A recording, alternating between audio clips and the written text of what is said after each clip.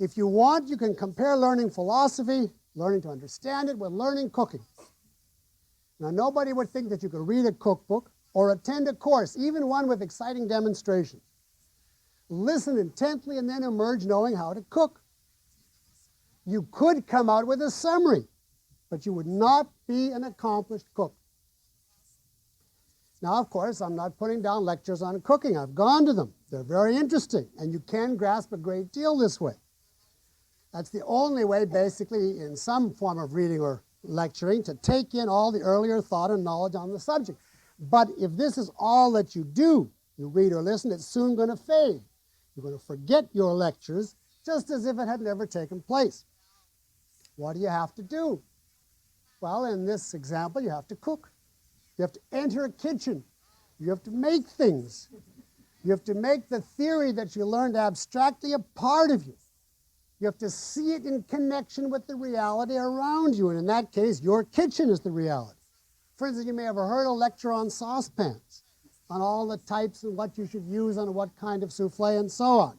Now you come into reality, your kitchen, and you look at your own, and you have to decide, can I make this recipe with this pan or not? What was the reason that you needed X size, etc., and so on? You have to work it out and try. You have to connect your theoretical knowledge to your concrete kitchen. You may have had a whole lecture on a food processor, and you were told to press the button to start it, but now you look at it, and one way is pulse and the other is steady. Which way do you press it? There are millions and millions of questions. In order to pass from the generalized knowledge of even a brilliant lecture on cooking to actual reality-connected knowledge of an accomplished cook. Now, philosophy is the same, only more so, because the abstractions are so wide.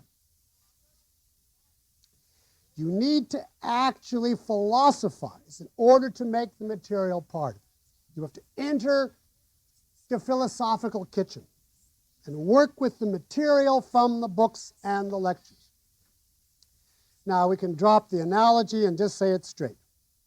The real goal has to be to learn to derive your philosophy from reality as though you were the first creator of it.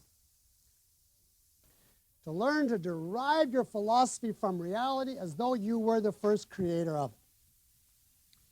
In other words, having heard the lectures or read the books, you have to then forget. You have to forget all summaries, all lecture notes, and go back to reality and learn to grasp the philosophic idea from what you directly perceive, what you know about yourself. Now, obviously, this is how Ayn Rand had to get objectivism.